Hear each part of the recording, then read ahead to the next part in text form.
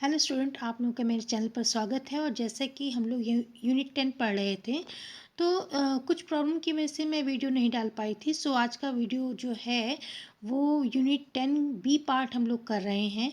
तो इससे पहले के जो टॉपिक है वो कवर हो चुके हैं, आप चैनल पर जाकर देख सकते हैं। आज का जो टॉपिक है वो है फिजिकल डिसेबिलिटी क्या होती है, ठीक है, उसके बारे में हम लोग जानेंगे। तो ये एक शारीरिक विकलांगता है, एक शारीरिक स्थिति है जो किसी व्यक्ति की गतिशीलता, यानी कि जो मूवमेंट नहीं कर पाता है, वो व्यक्ति फंक्शन नहीं कर पाता है, कोई उसका शरीर और शारीरिक क्षमता, सहन शक्ति या निपुणता को प्रभावित करती है, ठीक है। इसमें क्या होता है, इसमें जो मस्तिष्क है उसका या उसकी जो रीढ़ की हड्डी में चोट और मल्टीपल जो स्क्लेरोसिस और ये परेशानी है, और सेरेब्रल पाल्सी या मिर्गी या श्रवण या सुनने में उसको दिक्कत है, और दृश्य हानि यानी देखने में भी प्रॉब्लम है, और बहुत कुछ इसमें शामिल हो सकती हैं जो कि डिसेबिलिटी बहुत सारी इसमें शामिल हो सकती हैं, ठीक है। अब इसके कारण क्या है, इसकी कॉजेज़ क्या है, क्या किस कारण से ये चीज़ें हो जाती हैं। तो इसके कारण एक तो देखिए जन्मजात भी होता है, यानी कि जन्म से पहले भी है परेशानी ये हो सकती है उसके कारण, या जन्म के समय कोई ऐसी परिस्थिति आ गई है उससे भी वो डिसेबल हो सकता है, या फिर बाद में अगर जन्म के बाद भी बहुत सी परिस्थितियाँ ऐसी आती हैं, उसका एक्सीडेंट हो जाता है, ये बहुत सी स्थितियाँ ऐसी आती हैं कि वो उसको इस तरीके की डिसेबिलिटी हो जाती हैं। तो ये जन्मजात भी होता है और अधिग्रहित भी हो सकते हैं, दोनों चीज़ें हो सकती हैं। अब जो टाइप ऑफ फिजिकल डिसेबिलिटी, यानी कि इसके टाइप देखते हैं कितने प्रकार के हैं।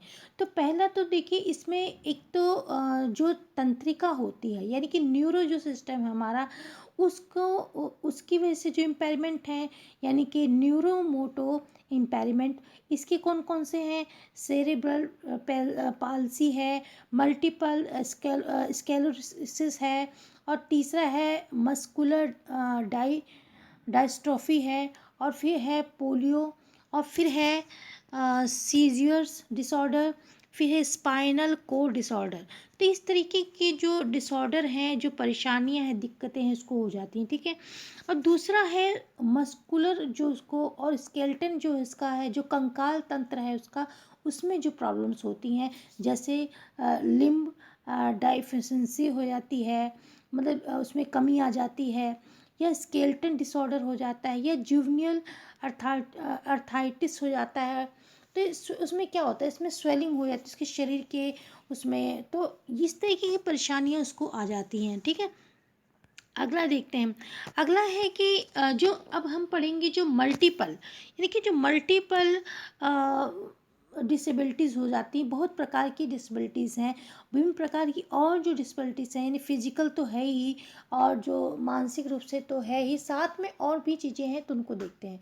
इसको कहते हैं बहुल दिव्यांगता, यानी कि बहुत सारी दिव्यांगता जब एक साथ हो जाती हैं तो इसको देखा जाता है। यानी मल्टीपल जो डिसेबिलिटी है, दो अलग अलग प्रकार की शारीरिक विकलांगता होती है, इसमें दो अलग अलग मानसिक विकलांगता व शारीरिक विकलांगता का संयोजन हो सकती है। जैसे उसको बौद्धिक विकलांगता भी है, वो मानसिक रूप से भी विकलांग है या डिसेबल है, और उसको वो ब्लाइंडनेस भी उसमें है, वो ब्लाइंड भी है, यानी कि उसको देखने भी प्रॉब्लम है। दूसरा, या मानसिक रूप से वो मंद बुद्धि का है, और उसको ऑर्थोपेडिक हानि भी उसमें है, या फिर लोकोमीटर विकलांगता है, और बोलने में भी इसको, जो बोलने की उसकी बोल भी नहीं पाता है। तो इस तरीके की जो परेशानी, जब दो परेशानियाँ, दो दिक्कतें साथ में आ जाती हैं, दो प्रॉब्लम साथ में आ जाती हैं, तो उसको हम मल्टीपल डिसेबिलिटी बोलते हैं, जैसे कि इसमें लिखा है, ठीक है। आगे चलते हैं। आगे है कि इसकी कॉजेज़ क्या है, अब इसके कारण क्या है, किस कारण से होती है। जैसे मैंने आपको बताया था कि जन्मजात भी होता है, जन्म के समय भी हो सकता है, या जन्म के बाद, यानी कि बहुत सी ऐसी परिस्थितियाँ आती हैं जो हो सकता है। तो इसमें देखिए क्या है, तो कॉज बताया है इसका कि माता द्वारा ली गई दवाइयों का प्रभाव, जो उसकी माँ ने जो दवाइयाँ ली हैं उस समय पे, तो उससे भी हो सकता है। मुख्यतः उन दवाइयों का जो जो थैली डोमाइट से बनाई गई हैं, उनसे जो बनी हुई दवाइयाँ बहुत ज़्यादा उसको कुप्रभाव डाल सकती हैं और दुर्घटना से चोट भी लग सकती है, रोगग्रस्तता हो सकती है और एक जर्मन रूबेला से पीड़ित यानी माता से बच्चे में ये बीमारी हो जाती है। तो ये कॉजेस हैं। आगे देखते हैं कि इन कॉजेस को और प्रिवेंशन क्या है इनके रोकने के, इस डिसबिलिटीज़ को।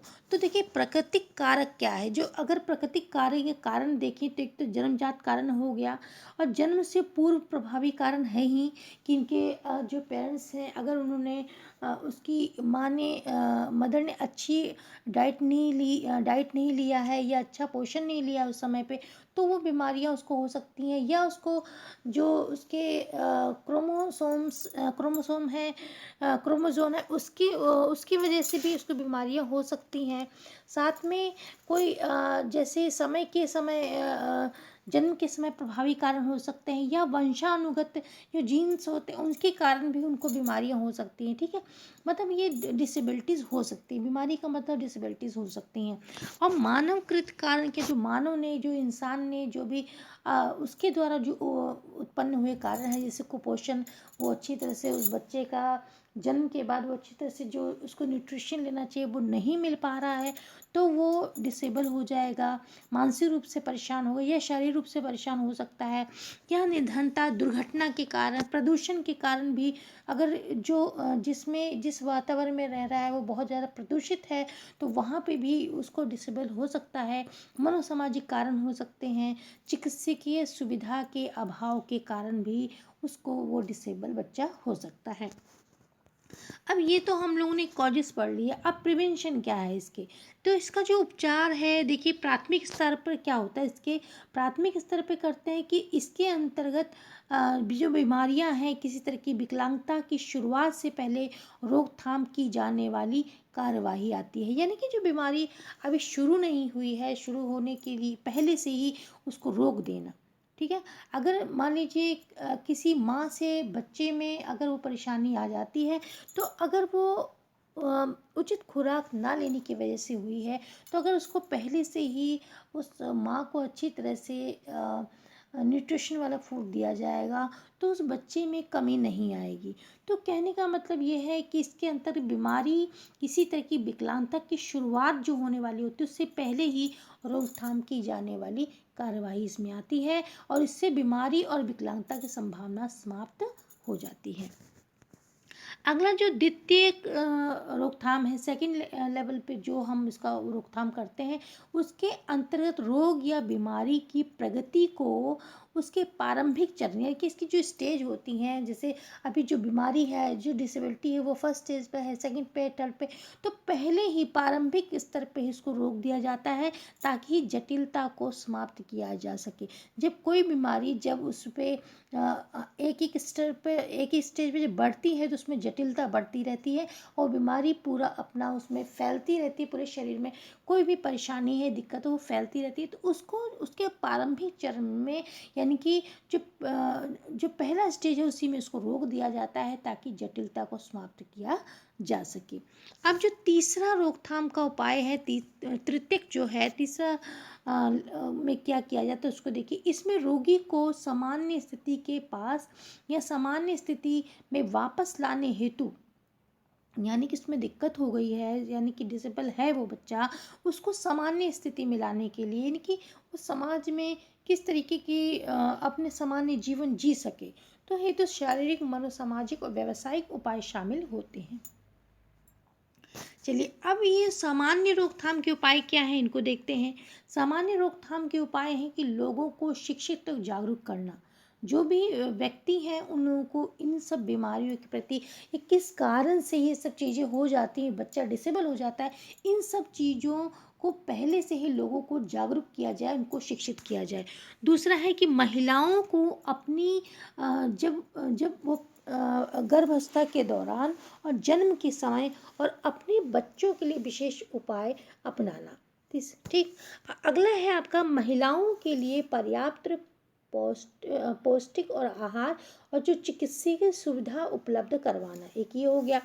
तो और फिर आगे है आपका पॉइंट कि बच्चों को जन्म के पश्चात, जैसे जन्म के पश्चात बहुत से जो टीके लगाए जाते हैं, जैसे पोलियो की खुराक दी जाती है, आहार संबंधी ज्ञान उनको दिया जाए, जो हेपेटाइटिस का टीका लगता है इत्यादि का टीका लगाया जाता है या खुराक दी जाती है, या खसरा का टीका, जितनी भी उनका एक तरह से जितने भी टीके लगते हैं उन सब चीज़ों को अच्छी तरीके से बच्चे को करवाया जाए, तो इससे भी डिसेबिलिटी जो है वो रुक सकती है। सरकार द्वारा विभिन्न परिस्थितियों में उनकी मदद की जाए। तो ये सब चीज़ें हो गई। अब हमको देखना है कि डाइवर्स लर्नर की हम पहचान कैसे करें। जो डाइवर्स लर्नर, जो डिसेबल बच्चे हैं, चाहे वो विजुअल इम्पेयरमेंट हो, चाहे फिजिकल हो, चाहे उनकी मानसिक रूप से हो, वो किस तरीके से उनकी पहचान करेंगे उसको देखते हैं। तो डाइवर्स लर्नर की पहचान कैसे होती है? निरीक्षण द्वारा, ऑब्जर्वेशन द्वारा, चिकित्सकीय परीक्षण द्वारा, जो चिकित्सक होते हैं उनका परीक्षण करते हैं, जैसे कि हम लोग पहले भी वीडियो में पढ़ चुके हैं, लेक्चर में पढ़ चुके हैं कि जो जो चिकित्सक होता है उनकी जांच करता है और उनको एक सर्टिफिकेट देता है कि वो कितने % उनमें विकलांगता है।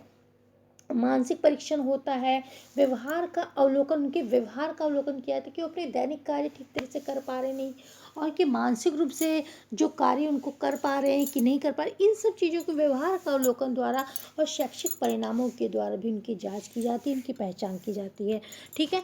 आगे है कि शैक्षिक रूप से पिछड़े जो बच्चों की पहचान कैसे करते हैं, जो शैक्षिक रूप से पिछड़े बच्चे हैं।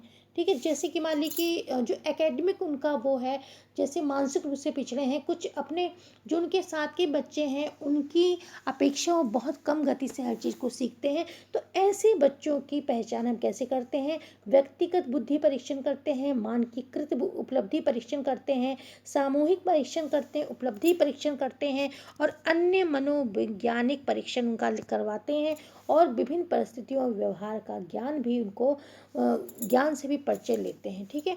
तो ये हो गया। अब शैक्षिक मूल्यांकन की विधियां देख लेते हैं कि इनके मूल्यांकन की विधियां क्या होती हैं।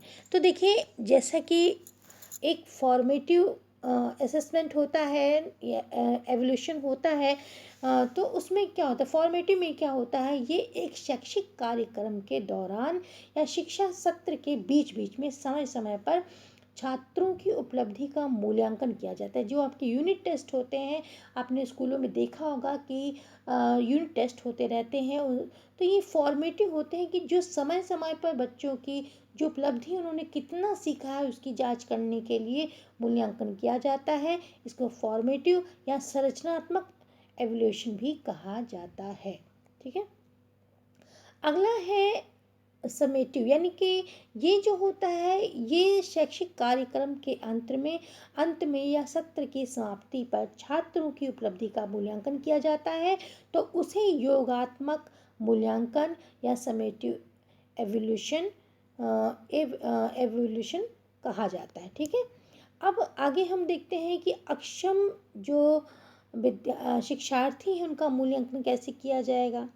ये तो नॉर्मल सभी के लिए था। अब जो डिसेबल बच्चे हैं या डाइवर्स लर्नर हैं उनका मूल्यांकन कैसे होगा। तो अधिगम अक्षमता वाले बालकों का मूल्यांकन करने के लिए मनोवैज्ञानिकों ने 4 क्षेत्रों में इसको बांटा है। पानानेन और फेब्रुवरी, कलीमा मोफ्स तथा कानुकी, ये हैं। और आगे इसका है कि फिनो टाइप का आकलन, यानी बच्चे के कार्यों तथा व्यवहार की जांच करना। जो डाइवर्स लर्नर हैं उन बच्चों के कार्यों तथा व्यवहार की जांच करना। विकास इतिहास, यानी बच्चे के विकास और उसकी खास विशेषताओं और संभावित कमी का ज्ञान करना। और तीसरा है कि संज्ञानात्मक कार्यों का मूल्यांकन करना। फिनोटाइप में पाए जाने वाले समस्याओं का और अधिक विस्तृत मूल्यांकन करना।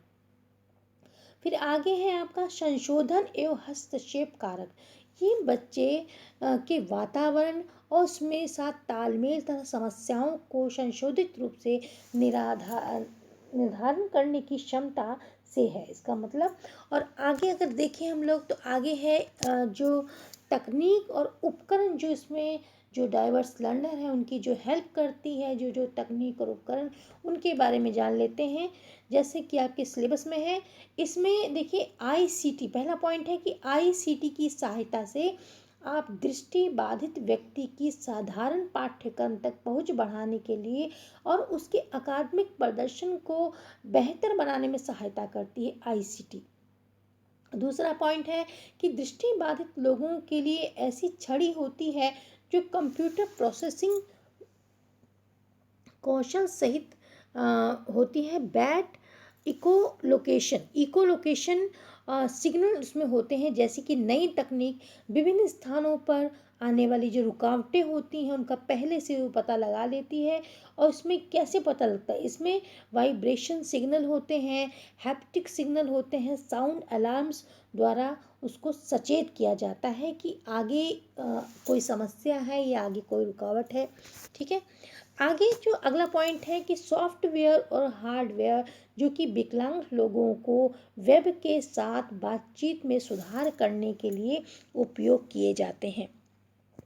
उसमें स्क्रीन रीडर्स शामिल होता है जो उन लोगों के लिए जोर से वेब पढ़ते हैं जो टेक्स्ट नहीं पढ़ पाते। ठीक है, ये जो सॉफ्टवेयर इस तरीके के होते हैं, इस तरीके के हार्डवेयर जो उनके लिए उपयोगी होते हैं। अगला पॉइंट है कि कुछ कम दृष्टि वाले लोगों के लिए स्क्रीन मैग्नीफायर और कीबोर्ड या माउस का उपयोग नहीं वो कर सकते हैं। उनके लिए भी लोगों के लिए वॉइस रिकॉग्निशन और सॉफ्टवेयर और चेन स्विच का इस्तेमाल किया जाता है। अगला पॉइंट है आपका कि वैकल्पिक कीबोर्ड और माउस हार्डवेयर और सॉफ्टवेयर मुख्य संज्ञानात्मक और शारीरिक विकलांग लोगों द्वारा कंप्यूटर के साथ बातचीत करने में सहायता के लिए उपयोग किया जाता है। और भी चीज़ जैसे आई ट्रैकिंग, इसको आई गेज भी बोला जाता है। इससे जो होता है, जो माउस है वो आँखों की जो जिस तरीके से आँखें काम कर रही हैं, जिस तरीके से उसकी जो अंदर जो आई बॉल है जिस तरीके से घूम रही है, उसको आई ट्रैकिंग से वो काम करता है। तो आई ट्रैकिंग और आई गेज ये भी बहुत हेल्पफुल होती हैं। तो माय डियर स्टूडेंट, यहाँ पे आपका जो यूनिट 10 है उसका बी पार्ट जो है वो बिल्कुल फिनिश हो गया है। अब हम लोग आगे जो पढ़ेंगे वो सी पार्ट होगा। ठीक है, सो अगर कोई चीज़ आपको समझ में नहीं आई है तो कमेंट के द्वारा आप बता सकते हैं। So thanks for watching.